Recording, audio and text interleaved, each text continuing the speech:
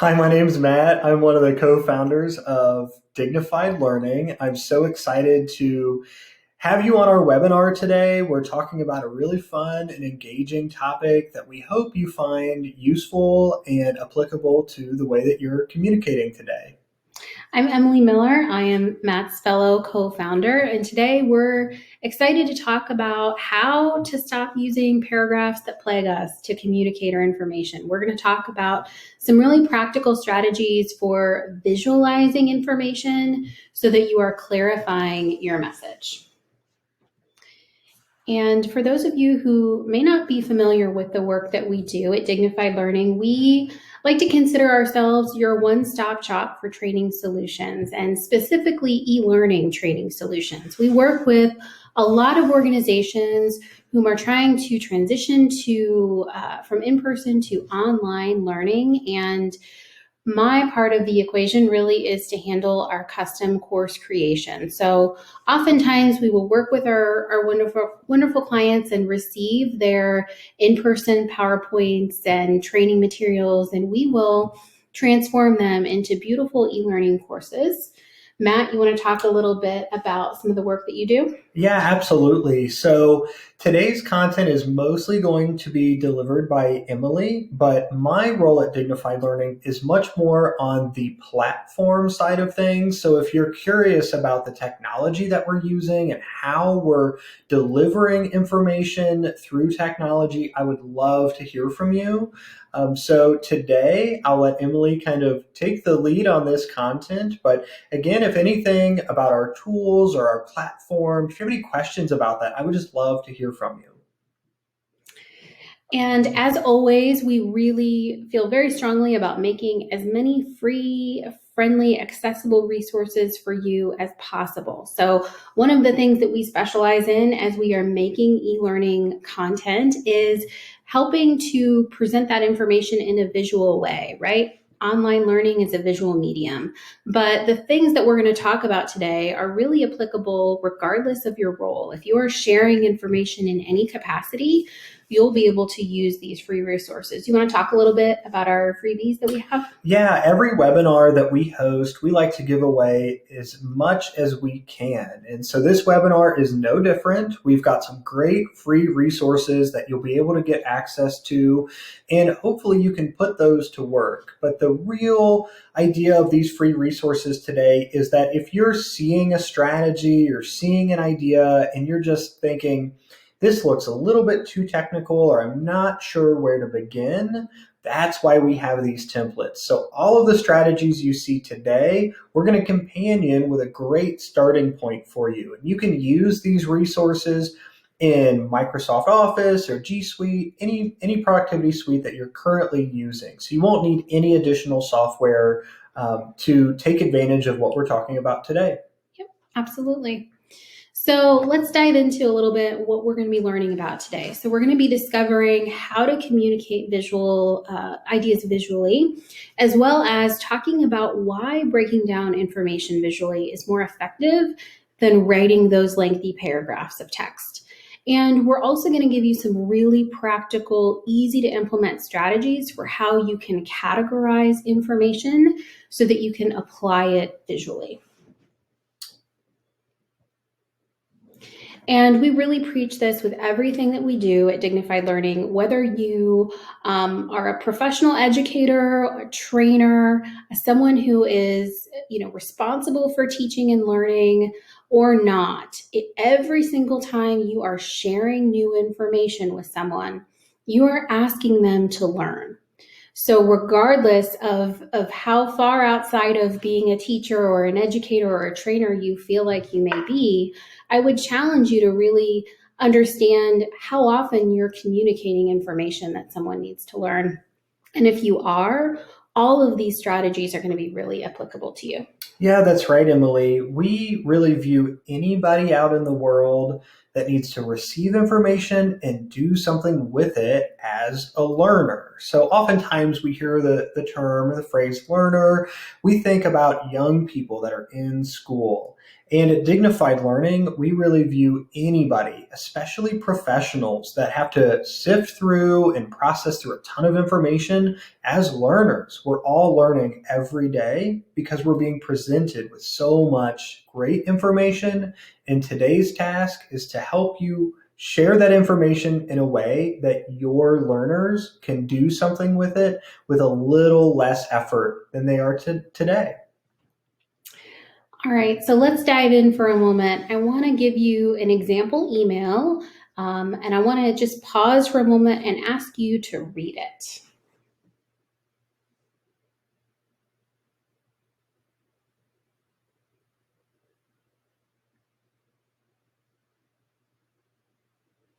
Now I'm going to interrupt you for a moment. I don't expect that you would have read that entire paragraphs. However, how often in our day-to-day do we get interrupted when we're reading? How many of us have uninterrupted quiet time where we can take the exact length of time we need to read through text and understand it? Not very often, right? So today we're going to be talking about some examples of how to visualize information. So if you imagine that I'm an eye doctor, right, and you see option 1 here, and then on this slide you see options 2 and 3. This is all the exact same text, all of the exact same information. We're just presenting it in different visual ways.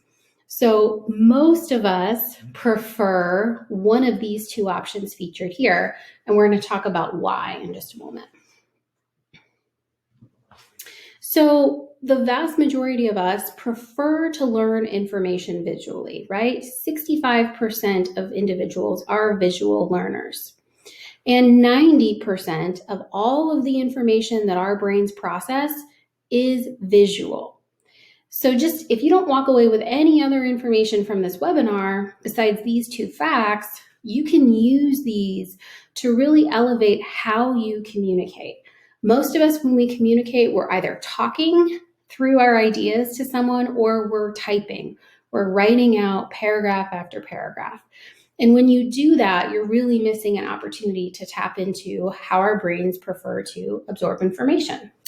Yeah, absolutely. And we're not asking you to change everything that you're doing. We're hoping that you can see one of these strategies as a really small but practical way to improve the way you're communicating. At Dignified Learning, we know the importance of supporting you wherever you may be in that journey. So again, we're not asking you to completely change the way that you're working. We're just here to help present a few ideas on ways that you can show information and ask learners to absorb that information in a slightly different way. Absolutely.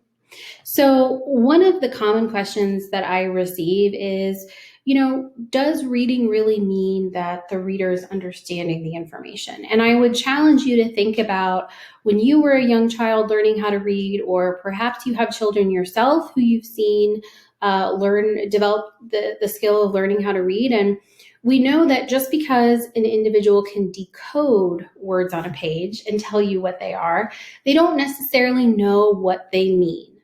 And that's precisely true when it comes to adults as well. Many adults do have reading deficiencies and struggle with reading, but the majority of adults are reporting that they just simply don't have the time to sift through text, absorb it, understand it, and then go out and act on it. And really, that's the key, right? I mean, just because someone can do something, if they're not actually doing it, your message is not going to get received. So Emily, I think what I hear you saying is that some of us enjoy the act of reading, but it's not the same experience as, let's say, sitting down and reading a novel that we just love and set that time aside to really see ourselves in our reading. That is such a different experience than asking someone to sort through paragraphs of text for work. Absolutely. I mean, the key word that you said was time, right? When we're reading for enjoyment, we have time set aside. We don't have phones going off. We don't have messages coming in all day long. We're reading that information and able to absorb it in a very specific way. So the question I get next is, well, what does lead to understanding? Well, for there to be understanding, that's always demonstrated with action, right? So, what do we need to be able to act on something? We need time to process it. We need time to categorize information in our brains.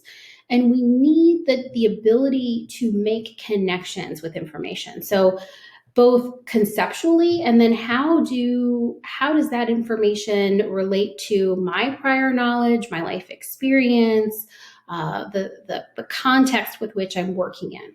When you build all of those relationships, then you can have understanding and you can have someone go out and be able to apply the information.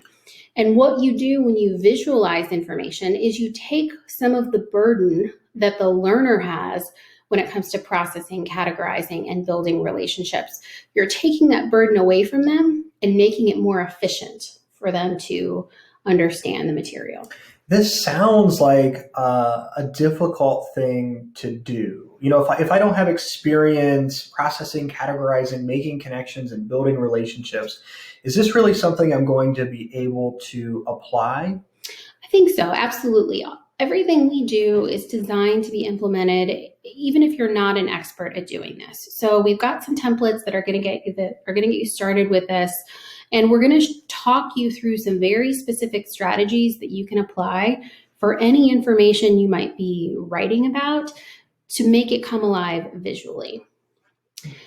Before we jump into this slide, I want you to take a moment and consider, as a learner, would you prefer to see this pie chart, this visual, or would you have preferred for me to type out the information? That 65% of learners are visual, 30% are auditory, etc., and so forth. In most cases, most individuals prefer to see a visual like this, right? And that's because so many of us prefer to receive and absorb information visually.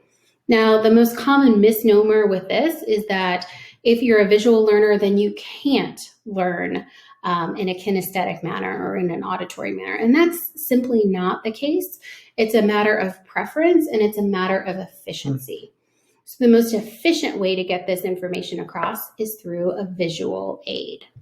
Yeah, and I think what Emily is saying too is that you don't have to know how to build a pie chart that looks just like this to represent information visually. That's some of the strategies we're going to talk about, and some of the templates that we have for you today is if you don't have special software, you're not a graphic designer, there's still plenty of strategies that you can implement that help you present information visually with a little bit of know-how. It doesn't take an expertise in computer software to present great information in a visual way. Absolutely. So we've got an easy 3-step process that you can follow, and we've got some, like Matt said, very practical examples for how you can visualize your information.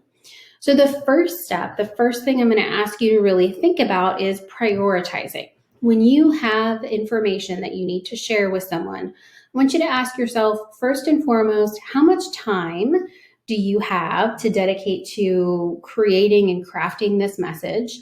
And then how important is the information, right? And if you're anything like me, you feel like every email you send out is of the utmost importance. Who wouldn't get that email and immediately want to read it and absorb all the information in it? Yeah. But the reality is there are some things that are more important than others. So if you had one email that every member of your team absolutely couldn't miss, if it was so essential to your roles and how you function, what would that message be? And given the importance of it, it's a good indicator of how much time you might want to put into actually making it a visual message. Yeah, so it sounds like we need to prioritize both sides of the equation. How much time we have to prioritize and change the way that we present information, and how much time will the learner have to sort through this information and act on it? Absolutely. So the second part of this process is to think about what relationships exist between the ideas that you want to share. And that might sound kind of abstract and kind of challenging to answer, but let's look at some practical examples so you can see what I'm talking about here. So when I say How do ideas connect? What is their relationship? Most of the communication that we share out in the world, we are doing one of these 3 or 4 things. So we are a lot of times comparing and contrasting information. So what do these things have in common? How are they different? We are communicating cause and effect. And when I say that, it could be as simple as saying, our sales team signed a new deal. We have a new client. The effect is that that client needs to be onboarded and we need to get their project started. The third really common relationship between information is just chronological order. How often are you sharing with your team members, here's the steps you need to follow, here's the process you need to implement. And if all else fails and you just need the fastest, most efficient way to get your information across, most of the time you're presenting new information and you're explaining who, what, when, where, why, and how to the learner, how all of that information relates to them. Right? Yeah, just looking at these 3 examples here, the one that really stands out to me is the procedure shifts. This applies to, I think, everybody professionally, right? You're used to something that's happening and it's going to change. And if you can show what was the process, what's staying the same, and what's changing, that is such a beautiful example of a way to use a table in a friendly way, because everybody is going to have those 3 questions. If something is changing professionally that they're used to doing, that procedure is going to shift, they're likely going to have all 3 of these questions. And so the more you can anticipate what your learner is going to be thinking and the questions they're going to have in their mind as they're consuming or receiving this information, the better results you're going to see in their behavior change that you're asking them to do. Exactly. And, most of us are so accustomed to seeing the world from our perspective, seeing the information from our lens, and we probably already know why it's important. But you really, the muscle that you need to develop when you go to create these is being able to articulate why your learner needs to receive this information. The more you can think through the lens of their perspective, the clearer you can visualize the information. So let's say you're ready to get started, and we talked about kind of prioritizing a low-level visualization that doesn't require a lot of time versus I do have some time. I want to delve deeper and make something that's a little bit more complex. So if you don't have time, and if you just are sitting down and you have to get this email out in the next 15 minutes, we're going to talk through some text features that you can use. And like Matt said before, all of these text features are built into standard word processing software, built into our email platforms. They don't require any additional tools. So we're back again to this original email we have, right? And this is not the most painful email that's going to be in our inbox, right? It's pretty short. The information in of itself isn't very complicated, but it's just a lot of words on the page that you have to sort of sift through. So let's look at before we look at our example, when we talk about paragraphs like this, who's actually reading it? And I know you had kind of a funny story to share about how you process your inbox. Yeah, absolutely. I see information, emails like this, and I just see this as almost like an invitation to do a chore. You see all of these paragraphs of text, you see all this information, you're being asked to deal with it in this moment. And how many of us see emails like this and we just go, mark as unread or flag, and mentally you're feeling some stress and anxiety that, okay, someone sent this to me. This is a lot of information. I'm in this moment in time right now. I don't have the space to process through this information and do what I need. So what do? We mark it for later. And what does that then create? It's like this snowball effect of all this stuff, all the most important stuff that's got all the meat on it in our inbox is now being held in this kind of special place that oh, I'll get to it after dinner. Maybe I can deal with this first thing in the morning. And we don't want our learners to feel that way. Right? It's not your intention to create stress or anxiety. You don't want to do that. And we are just kind of suggesting that that happens naturally in the course of writing your correspondence. That rhythm of just kind of put it in there and send it out is sort of the normal chain of events. And we're hoping to disrupt that just a little bit with the example Emily's going to walk you through. So we've got our kind of original paragraph text here that you're going to open and then not have time to really read and close, and then probably not get back to as much as you may intend to. So our first example of kind of an easy way that you can emphasize information visually is through chunking and thoughtful emphasis. So this is the same exact information that was in the paragraph form from a moment ago. Just look as a learner. If you opened that inbox and found this message, how is the experience different? Well, you should notice some things. So the author has been really intentional and drawn your eye to the most important information, right? So if as the author of the information, you should be asking yourself, okay, if my reader only looks at one sentence or only looks at 10 words on this page, what are the most important ones? And that will give you an indicator of what needs to be bolded or underlined or written out in, as you can see, these 4 steps. It is so much easier for our brains to categorize and understand a process in chronological order if you're just writing out 1, 2, 3, 4, versus having to read through the paragraph, figure out that there's 4 steps, and then try to piece together, what's step 1, 2, 3, and 4.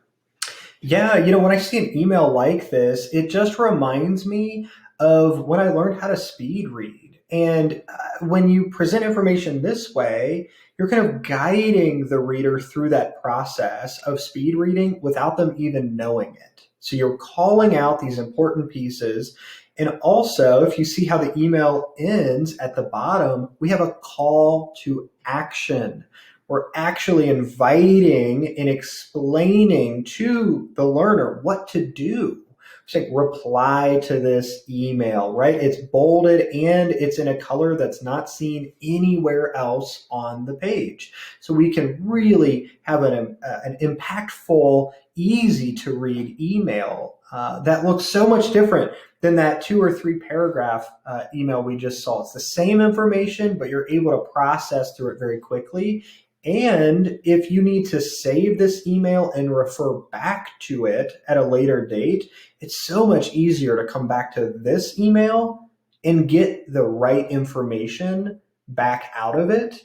You're not asking yourself to relearn the content in the future. You're able just to pull this up and go right to the area that you're able to then, act on or refer to. Yep, exactly. So we want to continue on and go a little bit deeper. So let's say this is a really important message and you have the time to put into making it as visually appealing as possible. And we're not just talking about, from the lens of we want to make it look prettier, right? I mean, that's a bonus maybe if that's important to you, but there's actually a cognitive reason behind all of this. We're structuring the information so that it can be received. So let's look at how we can use tables in a really thoughtful way to categorize this. And I just want to remind you that we have a great template that you're going to be able to get access to at dignifiedlearning.com in our free resources section. So if you're seeing this and saying, gosh, I just don't think I can make this from scratch, or this looks a little bit too complicated or beyond my technical know-how, that's okay. That's why we made these templates for you, and we're so excited to share them. So again, this is the same information we saw written out in paragraph form. We saw it just a few moments ago with chunking and emphasis. And now we've taken that information and we've put it in a table.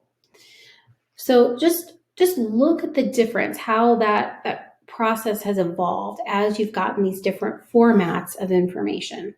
So here you can call the learner's attention immediately. There's a very clear title at the very top that kind of gives context for the overall message.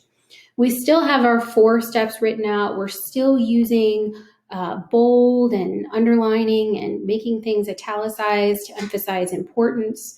But the real component, the real value of this table is we've thought about the information from the learner's perspective. We've thought about what questions they have to answer as they're sifting through this information.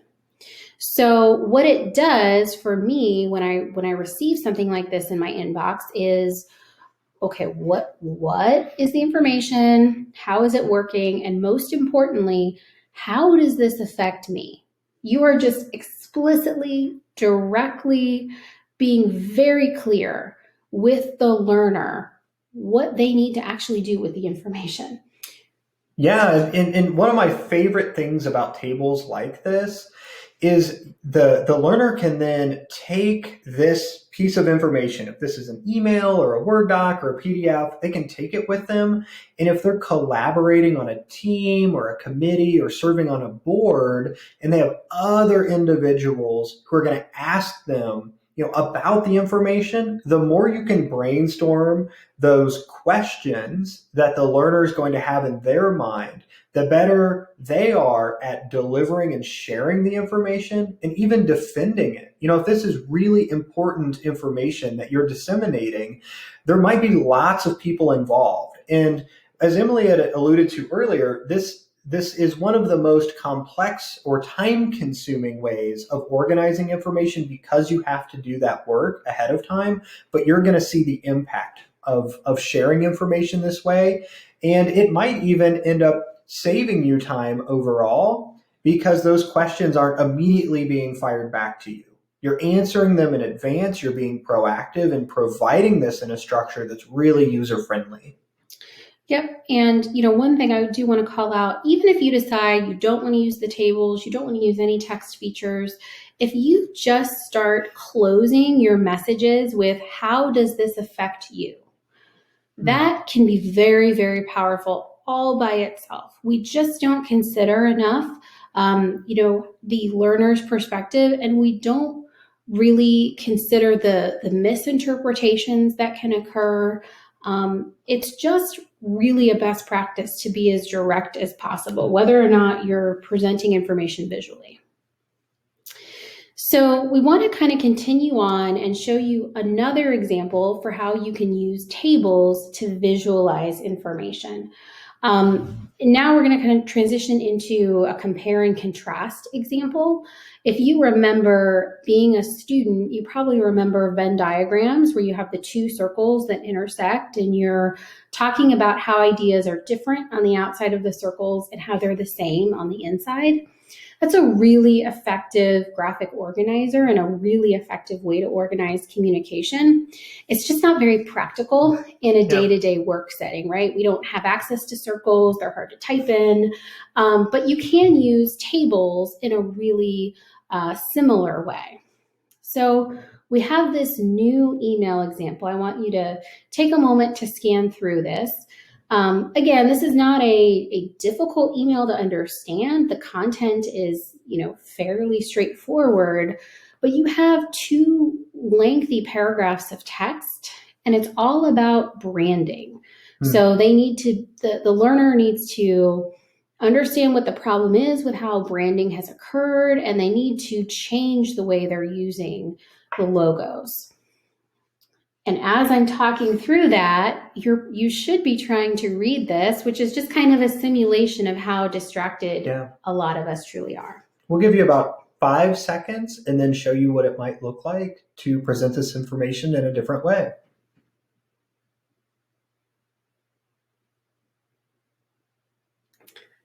All right. So again, the exact same information you just were looking at in those 2 lengthy paragraphs is reimagined in this visual format using these tables. And we've taken the thinking step away from the learner in the sense of we're giving them these questions, right? What was the procedure? What stays the same? and what is changing. And because most humans don't like to just be told what to do, they like to know why, we also took the extra step of identifying what wasn't working well, how that happened, and why the change is being made. And in addition to it, you can see all those text features. We have things bolded, we're using color, we're using bullet points really intentionally. And what you're left with is a much more efficient, much more accurate and precise way to represent the information visually. Yeah, absolutely. And again, this is a document that you might need to refer back to or share with others. And the easier you can make that process, the more successful you're going to be at driving that behavior change that you're looking for. Yeah, it's just a much more approachable way to, if you're opening that inbox, you're not looking at a bunch of text that you have to categorize. It's just much more inviting, and it seems much more accessible, right? You can open it up, you can look at it, and you can have a clear pathway for how your brain can structure the information. And I really just want to call out, I know this is time consuming. It is more time consuming to put a table together and to take a few seconds to bold important information. But no matter what, someone is putting in that time to process it.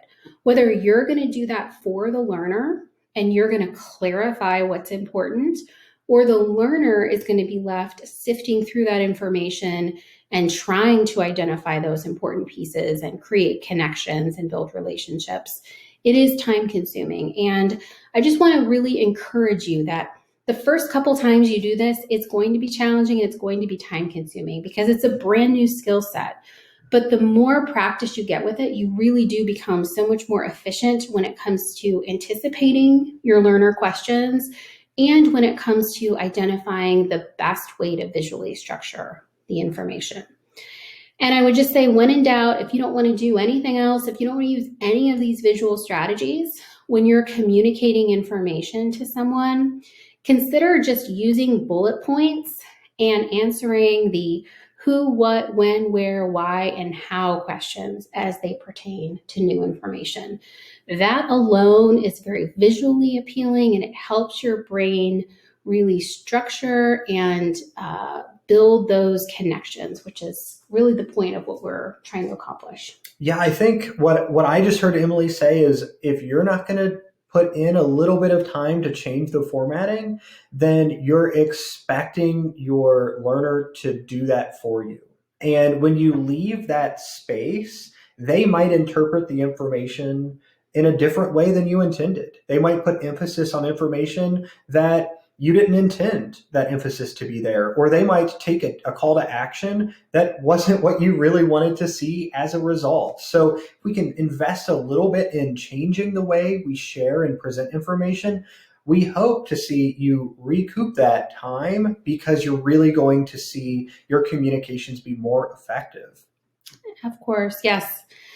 We really thank you for coming today. I know we did get one question in the chat, which is, how do you access the free resource? Yeah, if you visit us at dignifiedlearning.com and click on free resources at the top of the screen, you'll be able to take advantage of not only what we're sharing today, but all of the content that we have created in the past for our other webinars. And we use this really as our central hub for that information.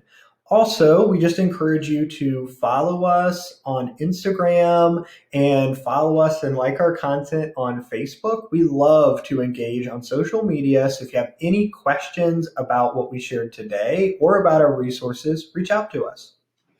Thank you so much. We've enjoyed having this Dignified Learning experience with you, and we hope you will attend our upcoming webinar. We're going to talk about reimagining training, right? Training is painful. It has a lot of negative connotations, but learning is joyful. And if you structure your training the right way, you can truly create a joyful learning experience. Well, thanks, everybody. We sure hope you